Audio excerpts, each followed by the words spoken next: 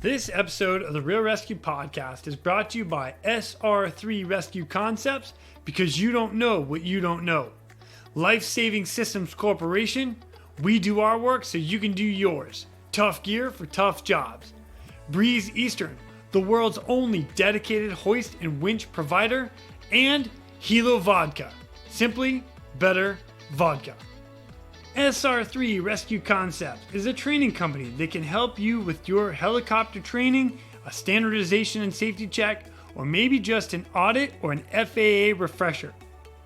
They're ready to bring your agency up to date with current techniques, rules, regulations, and equipment. The training staff is amazing, with certified and flight instructor pilots, experienced crew members, which I'm happy to say that I get to be one of them. They offer training in rescue, medical, tactical, firefighting, ground operations, and night vision goggle use. SR3 has partnered with Petzl to assist with the PPE inspection course and the highly specific Lazard, which is used in helicopter cliff and mountain rescues. SR3 goes above and beyond the helicopter world too. They also provide high-angle rescue training and tactical medicine training. Contact them today at sr3rescueconcepts.com. That's sr3rescueconcepts.com. And follow them on Instagram at sr3_rescue. That's sr3_rescue. We're also brought to you by Life-Saving System Corporation. They manufacture the world's toughest helicopter rescue gear. From my favorite harness as a rescueman, the Triton, to the rescue baskets and litters, and of course the most popular hoist hook in helicopters, the D-Lock. The team at LSC cuts, bends, welds, sews, and machines these products into existence every day and then sends them on their way to us. We do our work so you can do yours. LSC, tough gear for tough jobs. Check them out today at lifesavingsystems.com. That's lifesavingsystems.com. And follow them on Instagram at ResQGEAR. That's at ResQGEAR. We're also brought to you by Breeze Eastern. Since the very first helicopter rescue in November 1945, Breeze Eastern has designed and manufactured superior rescue hoist solutions. While much of the technology and unique mission requirements have changed over the past 75 years, their commitment to the rescuers, the operators, and those who get rescued has not. Contact Breeze Eastern today by visiting them at breeze-eastern.com. That's breeze-eastern.com. And we are brought to you by Hilo Vodka. Hilo Vodka is a premium craft vodka, made from the highest quality ingredients and 6 times distilled. Hilo Vodka was made to be crisp, refreshing, and unintrusive. It's exactly how vodka should be made, clean enough to drink neat and worthy to be mixed with your favorite cocktails. They make a crisp, refreshing vodka that is carefully carbon filtered for a smooth sip and no bite. Hilo Vodka is 100% American made. It is proudly veteran owned by a former search and rescue pilot. Simply better vodka. Order yours today by visiting shophilovodka.com. That's shophilovodka.com. FedEx delivery is available in most states. Use the promo code capitals ResQ and you get 10% off your order. Plus, if you buy 3 bottles or more, it's free shipping. Please remember to drink responsibly, and FAA Part 91 says 8 hours, bottle the throttle. My next guest is another one of my best friends. The dude is awesome. He was there when I was going through my paramedic. He's the one that motivated me to get my paramedic.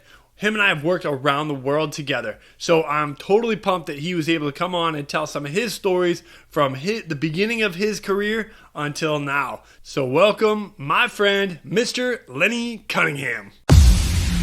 My name is Jason Quinn. I am United States Coast Guard Rescue Swimmer number 500. These are my rescues and rescues from those of us that put our lives on the line every day so others may live. This is the Real ResQ podcast.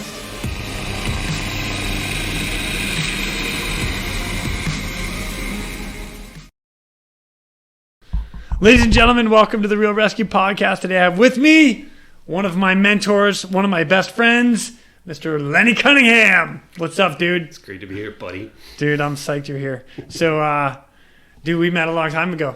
Actually, it has been. It's been well over 10 years now that you and I have worked together in all different parts of the world and all over the U.S. All over, dude. It's been fantastic. It's been awesome.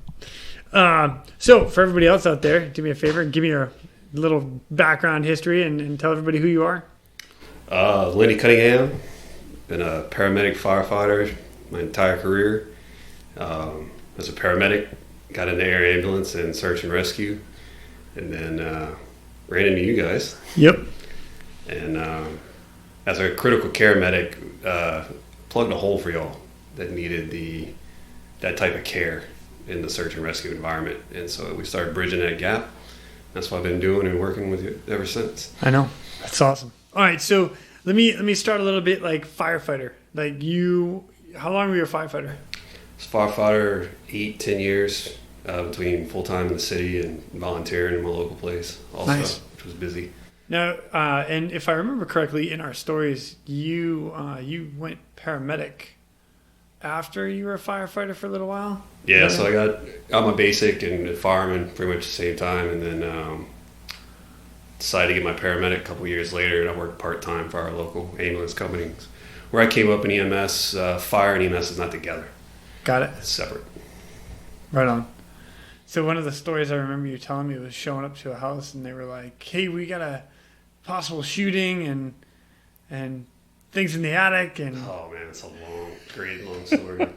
Make it a short one, just to kind of break. This is the Lenny that I was introduced to. So it's one of those calls where you're coming back from like being out of town for a while, and the dispatcher's like, "Hey, take your next exit." And you're immediately like, "Oh man, this is intriguing," And the call starts coming in on the notes, and it's like robbery in progress. You're like, "Oh, man, shots fired. Hey, it's kind of interesting, and it's getting better. Oh, I'll take this exit, sure."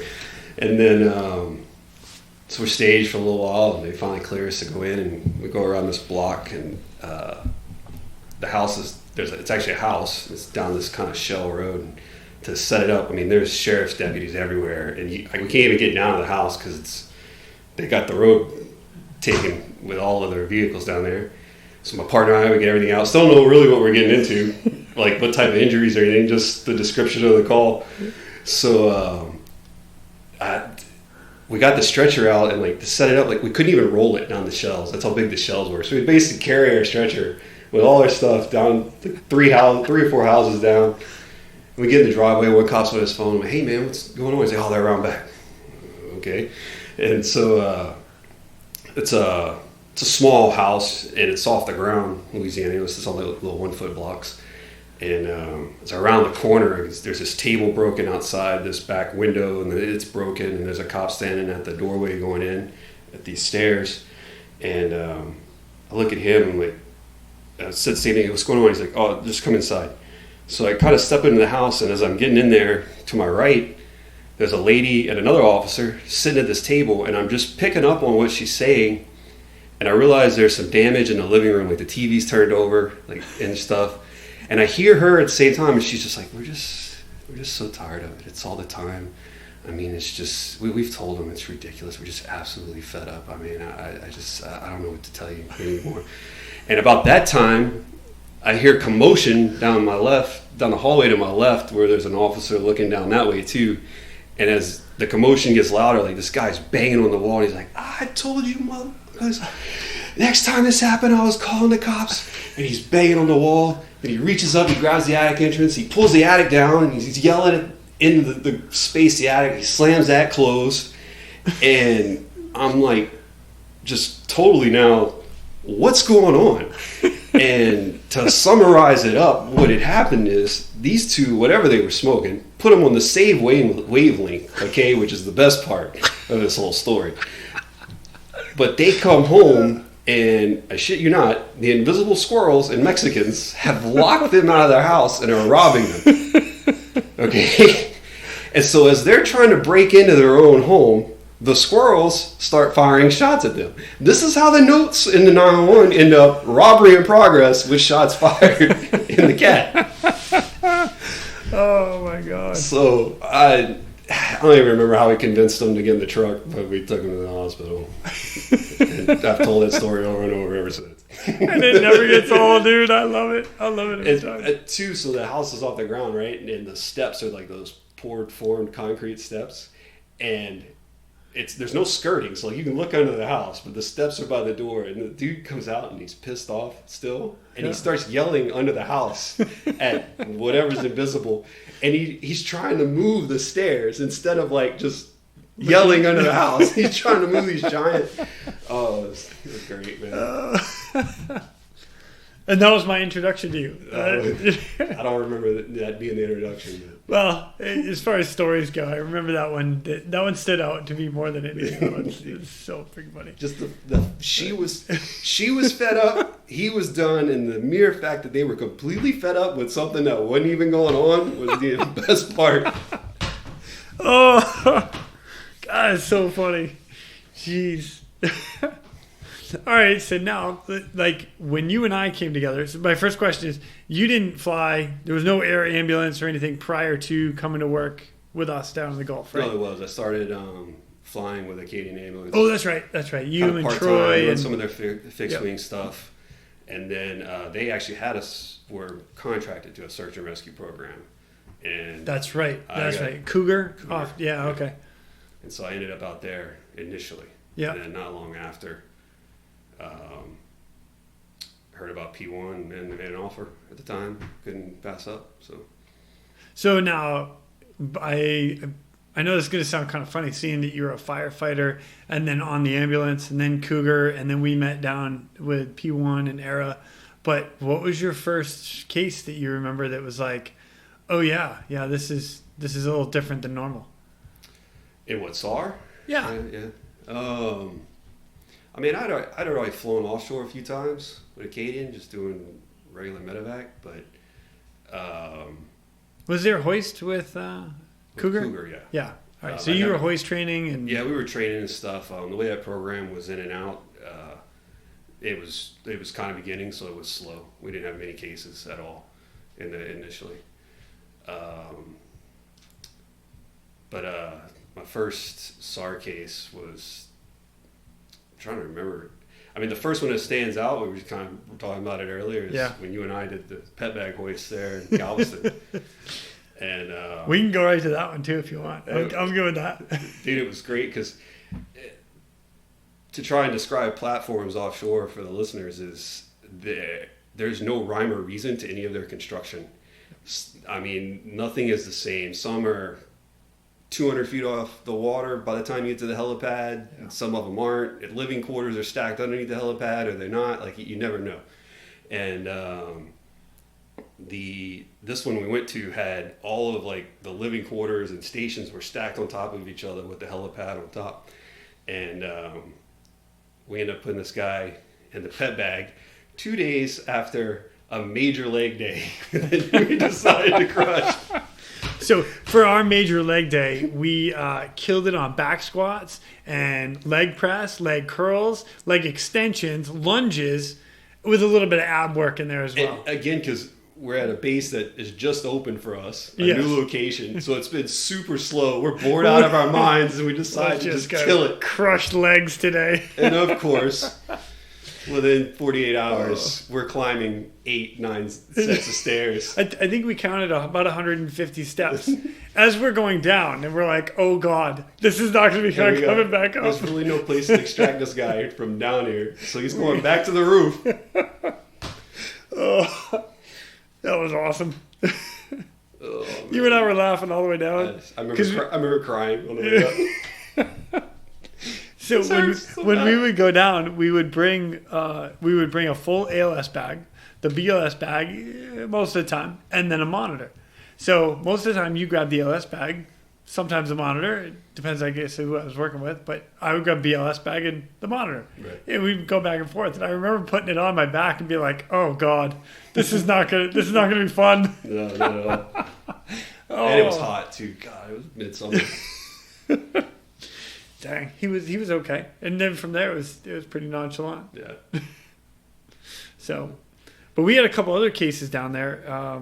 One of them specifically I remember really well was the guy that got hit in the face with the grate, and we got hoisted in to. It was a smaller platform, like we couldn't land on it, so we got hoisted to the helipad.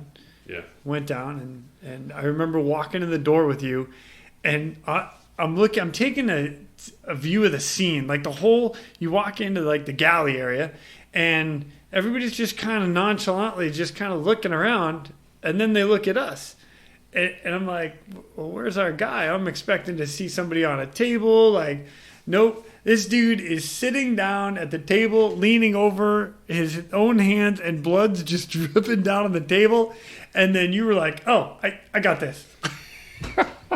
So to explain his injury, there's multiple levels to some of these platforms, but he was down one level, and somebody above him went to move a piece of grating and like pulled out a thing, and it flipped through the holding and fell and hit him right in the face. So you're talking like probably 2x2 galvanized piece of metal, and it crushed his face. I mean, his sinuses. He ended up having like sub-Q air underneath in his face and stuff.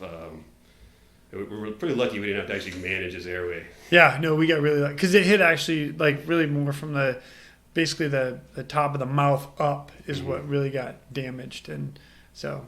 Nose. I think it broke an orbital. I'm surprised they didn't have like the floor fractures and stuff. Yeah. He might very well have.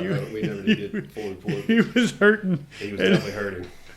And I remember he looking at me like, "What's up?" And he's like, Just, I'm in pain, bro. Yeah. You know what? We're going to handle that. Yeah.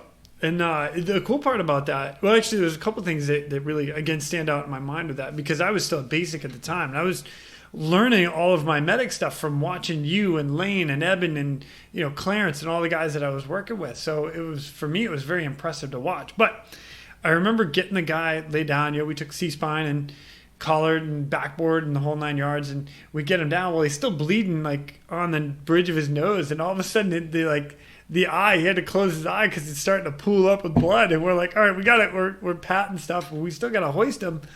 And off the top of my head, because Bryce had a video camera on. Yeah, we got all of them. And it was you like, yeah. So I remember him being like all excited about being hoisted, even though he was all banged up and yeah. He was doped up by that point. It totally was. Anything was exciting. Couldn't care less. Yeah, we ended up walking him out. But it was a pretty, like overall, it was a benign hoist, but it was very, very, it stands out in my mind very much. It's one of those cool cases where it's like, okay, we do everything. Like, yeah. Okay, we need to spinal him.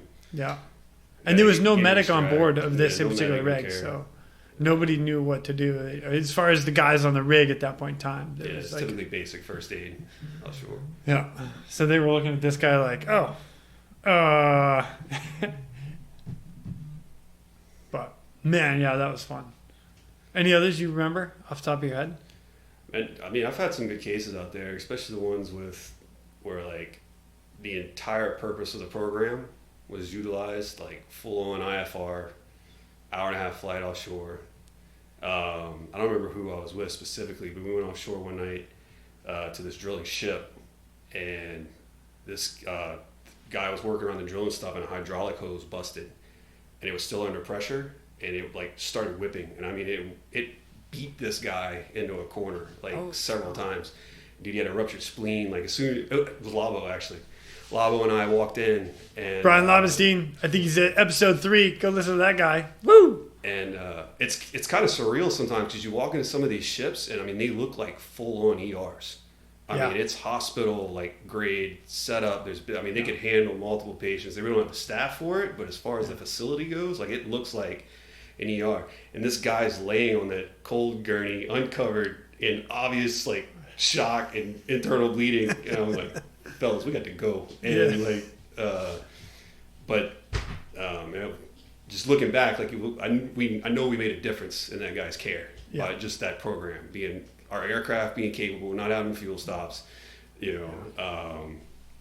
fast, and the fact we can provide ALS care. It'd been cool if more we could have done with maybe giving blood, but if we'd have had it. But that was a good case. What else have we done out there? Dude, I loved all the cases out there. We had so much fun. Had some fun ones.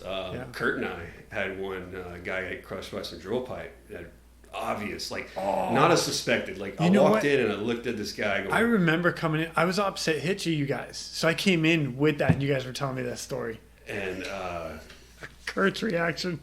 They Good. had brought this guy in and just put him on the gurney, and like it's obvious his pelvis is crushed. Like not just he might have a broken pelvis. No, ouch. Right? And they give him like 5 of morphine. So poor dude's crying. We end up scoop stretchering him off their stretcher and get his pelvis really secure and some pain controlled. And ended up hitting him with like 100 of fentanyl off the bat, right? Yeah. And I remember, because I asked him, I was like, man, you have some pain? He's like, yeah. So like, we landed on this one and we were craning him up with the personnel basket. And we got him situated, and I got everything set up right, and Kurt's sitting there, and so what's the pain, man? Just asking. He's like, it's a 10, so I give it to him, and I watched his like eyes roll back, and I'm like, whew, it might have been, man, I didn't completely bolus him, but still, it hit him pretty quick, right? And I was like, hey, I watch his respiratory rate slow, and I was like, dude, is he going to go down the hill right now? Like, no. And he kind of started to come back and stabilize a little bit. I'm like, all right, cool, man. And I got his attention back. I'm like, hey, what's the pain? He's like, the pain? It's wonderful. I looked at Kurt and I'm like, bro, I've never gotten wonderful in the pain scale. Okay, we're ready to move. We're ready to go. We can load him up. So, he's good, man. Yeah. So there's actually something else you brought up there that you and I had done quite often, and that's personnel baskets. So I had never really done that. I was up in Alaska and out in Humboldt with my trips out there. The personnel basket was very new to me. Mm-hmm. And that was something that was interesting as we're bringing our patients and you're getting them on this billy pew, the basket or netting, or it's called a billy pew, but and going from like a lower deck, and now you're riding the crane up over the ocean to the flight deck, and the helicopter's shut off, and there's all this stuff that's going on. You're like, wow, this is a trip. It was pretty cool to me. And it's then definitely a austere environment to provide care in. Yeah. Because if something happens like while you're in the billy pew, there's not a lot you're going to be able to do until you get back to the ground or get back to a platform or whatever. Right. So, and we always thought about that going in. It was like, okay, we're going to do everything we can right here, and then we'll just, as soon as we get there, if something happens, we'll move on. So, yeah. That's awesome. Yeah, I mean, other than that, it's just, like I said, I mean, it was always just decent cases, man. Rarely we didn't have, like, it's a big relief to not be picking up the, my belly hurts or I stubbed my toe type stuff, man. Like there's usually a medical director involved before we're called. Yep. So, like they might be, usually these patients, they require medical attention all the time. And what's even crazier is how busy it can get. Yeah. I mean, I know during the height of us, when we were working in the Gulf there, I mean, at any given time offshore, there's like 15, 20,000 people. Yeah. Offshore on platforms. Yep. Just in the Gulf of Mexico. And so, it's a number of people don't realize how much operation is going on out there. Yeah, we were rolling quite a bit, like a lot. And gosh, I remember flying sometimes 2 or 3 times a day. Mm-hmm. And then you'd have your lull. I don't want, like, it wasn't every day, but all of a sudden you get 3 cases in a day, and you're like, wow. And it's not like this is just like, oh, let's go down the road 10 minutes and turn around and come back to the hospital. No, this is 2 hours out, full refuel bag of gas, and a 2-hour ride back. Mm-hmm. This is 4 hours on the day, and you're doing that 2 and 3 times. Yeah, so exhausted. Yeah, just totally smoked. Or getting launched right off the hospital, like, having Jimmy John's delivered to the pad so we can get it and eat. Thank you, Labo. Hey, we're landing at such and such. Okay. Oh, we'd end up launching out at 2 o'clock in the morning. You end up landing in Galveston. Hey, let's see if the Waffle House or IHOP is open. Let's go get the food. Oh, man. It was awesome. So, All right, so now after you left there, this is where you and I kind of parted ways because you left for another air ambulance company, and I went on to another venture as well before we met up again. Yeah, so started working part-time with Air Evac Life Team. They came and put some helicopters in my hometown, and I started out part-time there while I was still at P1 and went full-time and worked there for 3 years or so. I think so. Sure. You would know better than I would. We stayed. Yeah, thanks for checking in. Yeah. We stayed fairly busy. We did a lot of. I felt good to get back into the critical care stuff, what I'd been doing on the truck before, and transporting just a lot of those patients, vents, IV pumps, cardiac issues, and all of those things. So that was nice to get back into. Our scene flights were in our area where we were, some competition, so it was hit and miss as far as how many we did. But the cool thing about Air Evac was if you had a state license as a medic, you could go work on any helicopter. Oh, nice. In that state. Wow. And Air Evac's got like 130 something aircraft. I mean, they're huge. 130 aircraft in the state of Louisiana? No. Across the nation. Oh, I gotcha. Okay. So like I could go work in Texas, I can go work in Mississippi, Arkansas, wow, up to Tennessee. Oh, that's great. Get to work around, and it was cool when get out, fly different areas, do things like that. As far as cases go, had some good ones in and out of there, Go ahead. Man, we had, I don't know why this one just came to me. We had a gunshot one time. This dude had kidnapped this lady and brought her up north of us, and somehow I got her in a boat and had been holding her captive in the woods along the Mississippi River somewhere. Well, for whatever reason, how this transpired, but she ends up escaping from this guy. And she runs into a yard, which happens to be the sheriff's house. But he's not home, his wife's home. So she shows up, she's frantic. All the phone calls start, hey, this strange woman's outside my house. He sends the neighbor over to help take care of things. Well, the kidnapper shows up figures it out, whatever, shows up in his boat. And the neighbor that came over to help, I guess he had brought his rifle, or he got one somewhere, but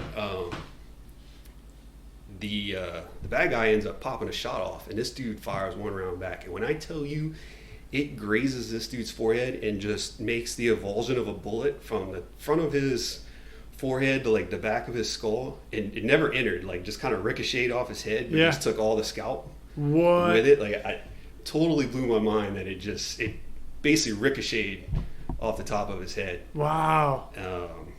That was interesting. What did you do to that? How'd you? We actually first of all, did you guys land? Yeah, we landed. Okay. Because you didn't have a hoist on that, so no, it's a small 206, strictly air ambulance. Yeah, so you found a spot to land. Ambulance brought you. You landed right on scene. No, we were able to land right on scene along the water. Wow. I think we actually beat the ambulance there at the time. Wow. Which is not common in our. Yeah. Or is common. We would actually beat the ambulance a lot of times to the rural areas. Oh yeah, because they got to go so far. Yeah. So. So did you end up totally intubating him and? No, we. I'm trying to remember what exactly we did because he was a little feisty, but we ended up transporting him to the trauma center. I believe we had him handcuffed too, something like that. I remember thinking, man, they're not gonna be happy about this when we show up. He needs to go. We gotta take proper care. Yeah. So,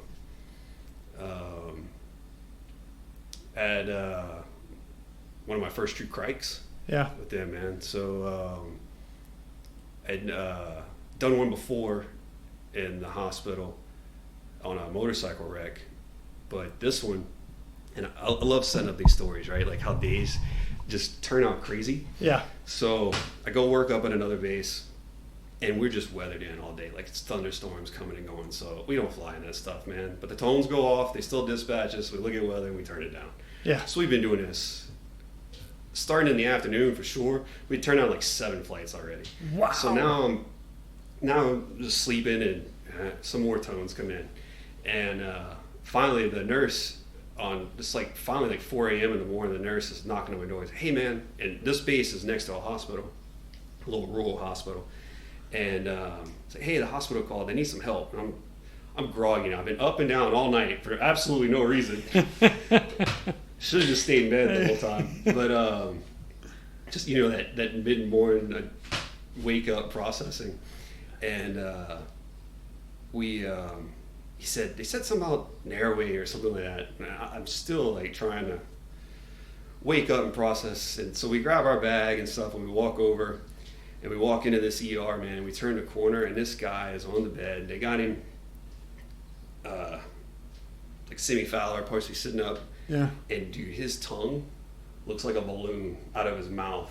What? Just sticking up, like it looked like a small ball, dude. Like a little cabbage ball you play cabbage ball with or something. Wow. And I mean, in full respiratory distress of like just animal instinct to breathe.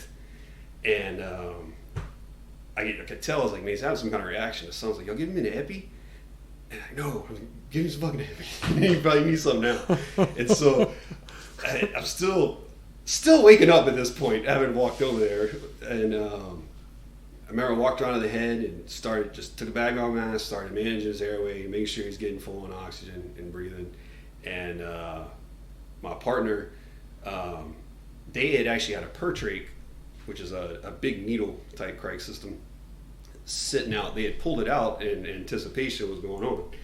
And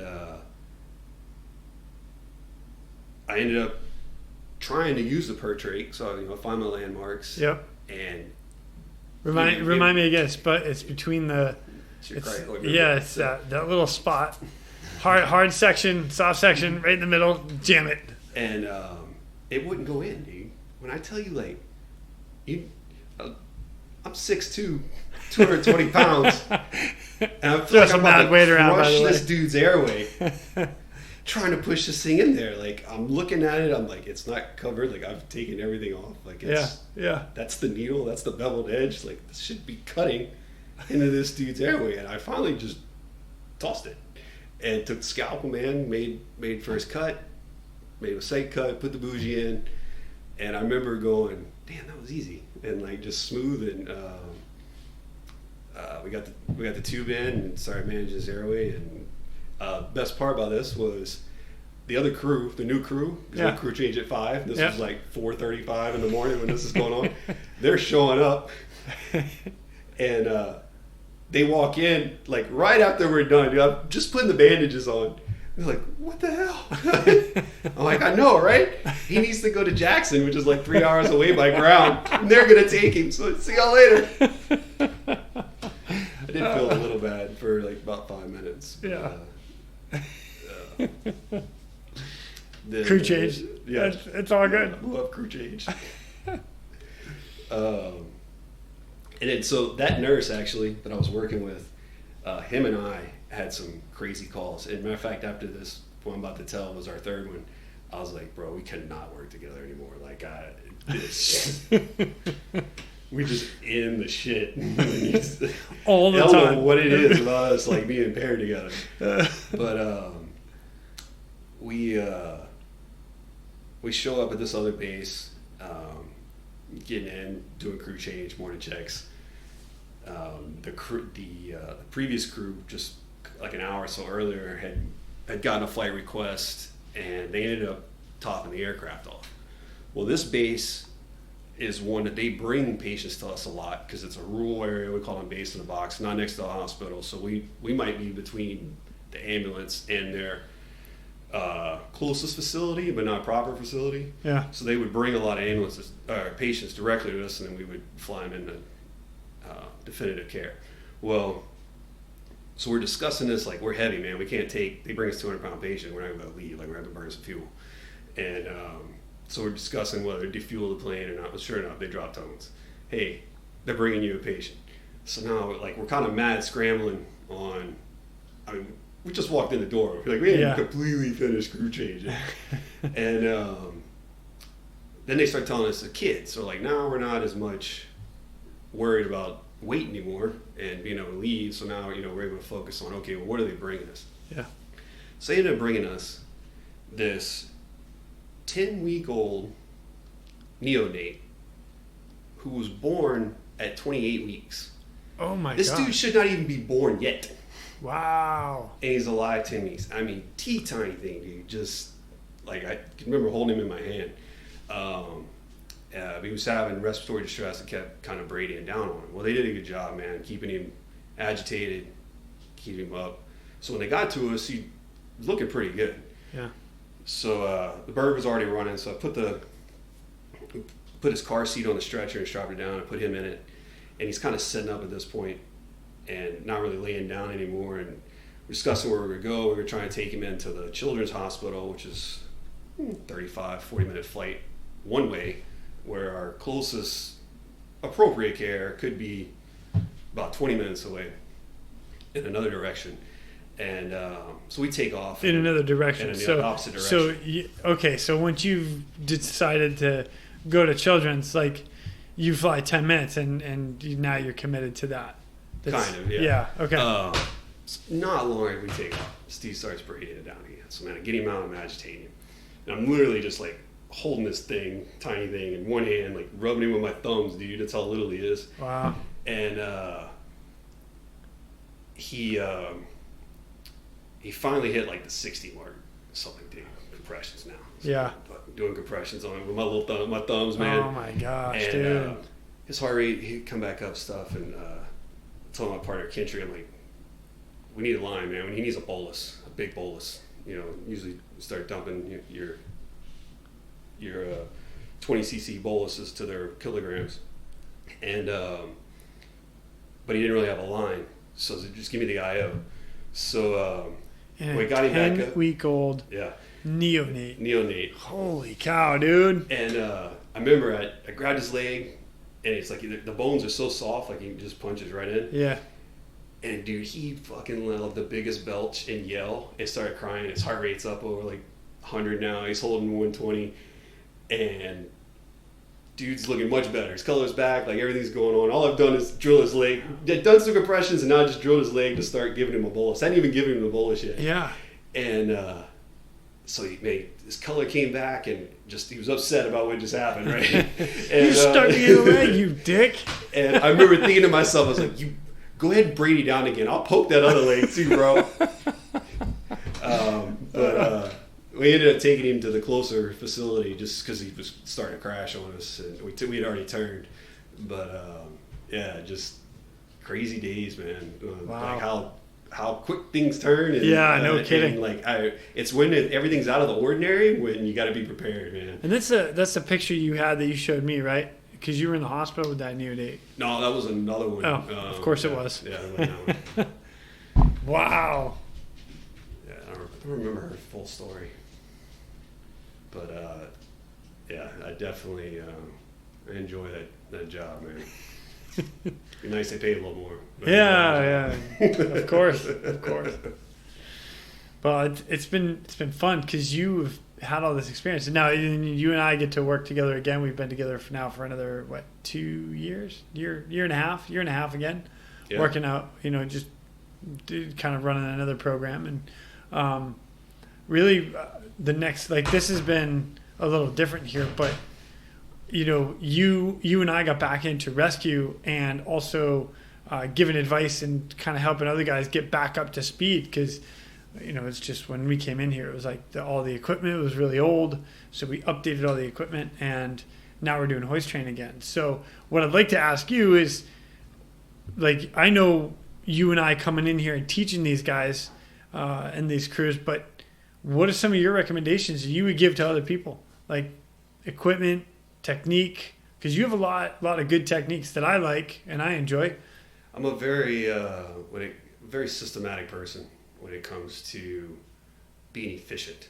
It's something I can wrap my head around quickly.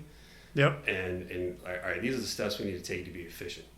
And no matter really what gear you have, you got to learn your gear. That's the most important thing. Totally. Learn your gear, practice with it, and from there, it's about developing efficiency and being good at the job. I say that, so thinking back now, I remember one of our cases, we have it on tape, of going offshore at night for a chest pain from the time of pulling into the rest to the time we're leaving, 13 minutes. Yeah, it was beautiful.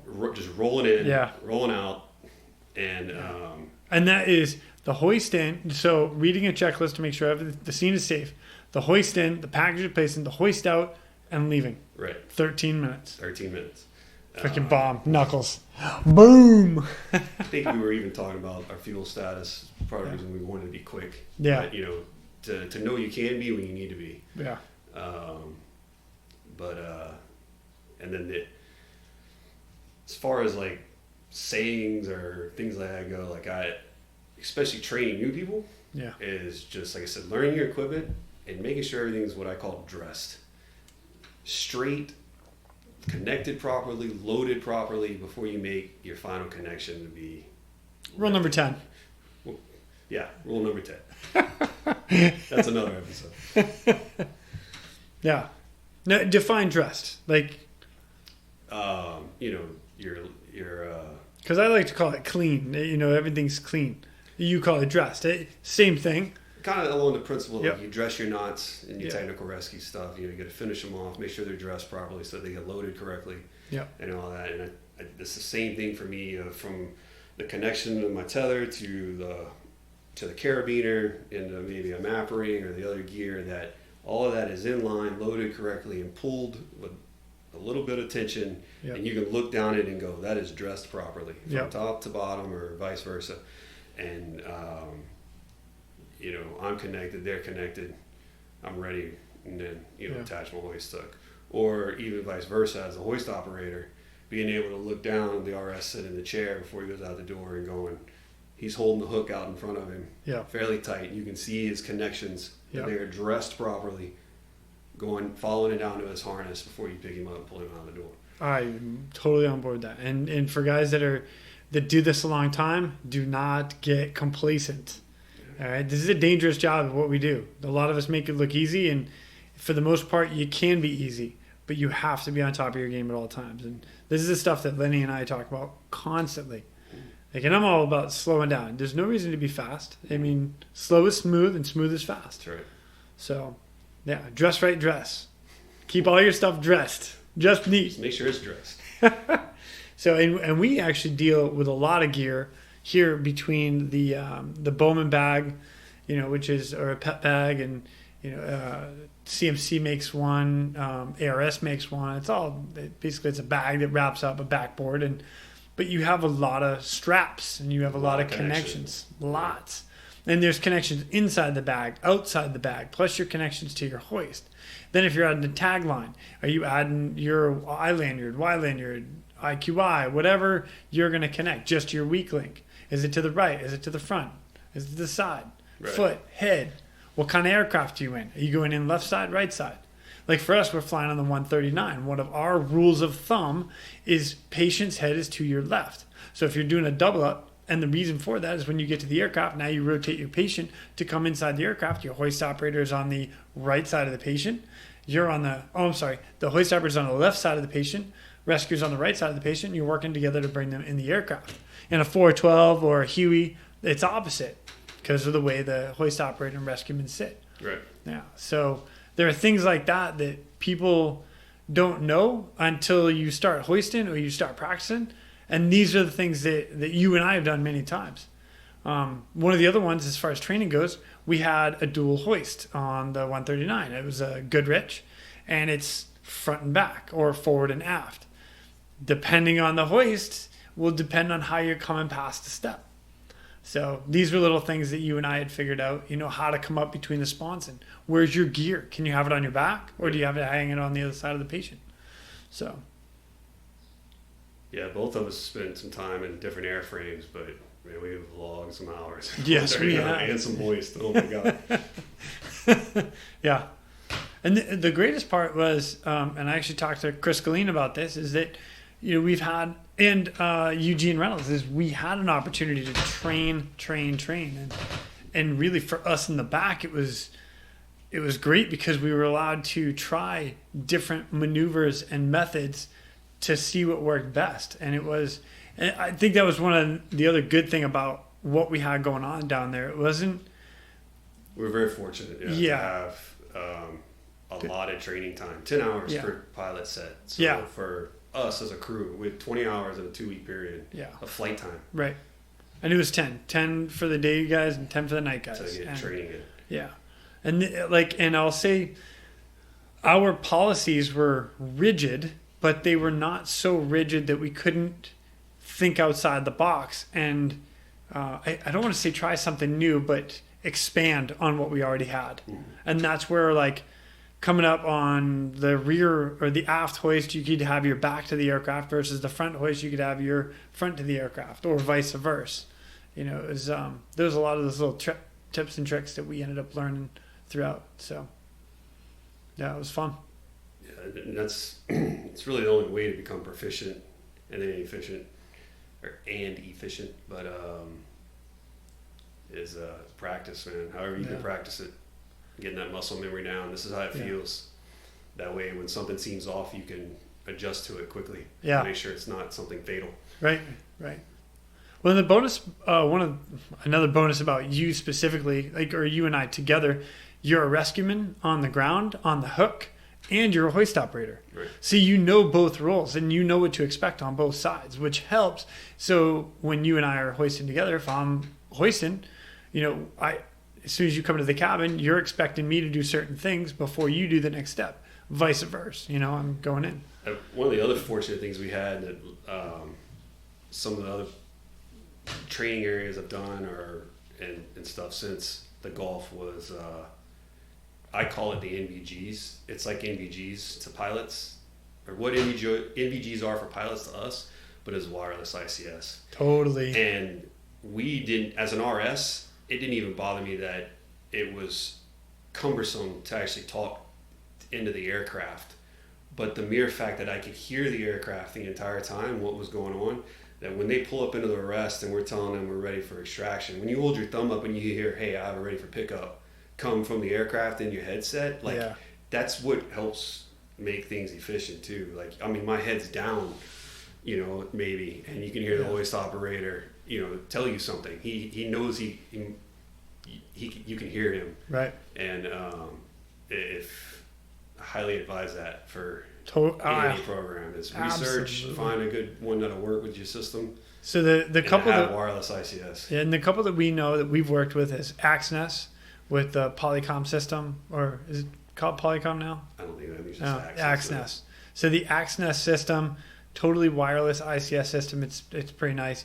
And then we were also using the TrueLink system, which was another good one. And I recently just tried one. I wish I could remember the name. I'm sorry, I'm just coming to a blank. But they use it for ground taxi guys. So you have somebody in the cockpit, and then your ground it's for the big 737s and whatnot, so they can have wireless communications with the guys in it. And so I was trying that one. And the bottom line is having a wireless ICS system. So as a hoist operator, if I'm looking at Lenny down on the ground and I have a question like, Lenny, do you need the map ring? And I see your head shake no, or you give me a signal that says no, then okay, I'm good to go. If I have a question about something else, hey, is this going to be longer than 10 minutes? And I give it a thumbs up. You can communicate with me via hand signals based on the question that I ask you. Right. That is awesome. That was one of the, I won't say coolest, but it was a tool we had that I feel made a huge difference in how well hoist operations went for us. Yeah. Because you could actually, here was another example, which is, to me, worth its weight in gold right here, is you're on the hoist hook, I'm lowering you down, something happens, and I tell you, hey, dude, get off the hook. Mm. Like, I don't have to give you hand signals. You're not looking at me like, what the heck's going on? I'm telling you, as we're descending with the aircraft, get off the hook. You know? Or as we're coming in, hey, dude. Dump you down, get off. Yeah. Or we got to pick you up. Hey, dude, we got to go. I got to pick you up. Yeah, we're running out of fuel. And then the majority of the systems too is so if you have more than one wireless receiver, usually those are you can talk amongst those without interrupting the flight, the cabin. Right. And you usually have to activate a button to punch into the cabin and have that conversation. So as RS is in the back in an ALS environment, you and I would come up and we were able to have a discussion over patient care Yeah. that I need and going on without affecting the aircraft and the SO and the pilots in the front. And man, it's game changer if you've never Dude, used it it. totally is. Highly recommended. Highly recommended. So, dude, awesome. It was quick. It was good. Any other words of wisdom you'd like to pass on to anybody else that's coming up through the ranks? I'm sure I'll think about it afterwards. I should have wrote something down beforehand. But, It's all good. yeah, It's all good. Dude, thanks for coming on, man. I appreciate you sharing all this stuff with me. anytime, brother. Dude, awesome. Up top. Love you, man. And with that, ladies and gentlemen, we are out of here.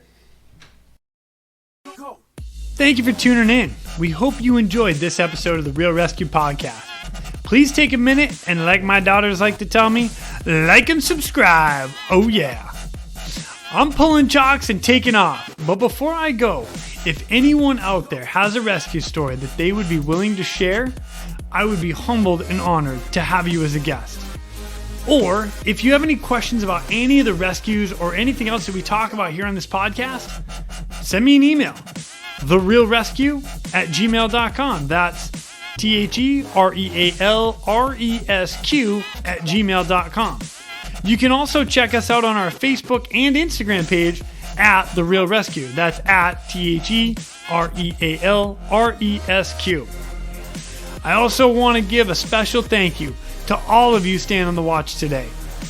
Always remember that when that SAR alarm goes off, those in distress are praying for a miracle. They are going to get you.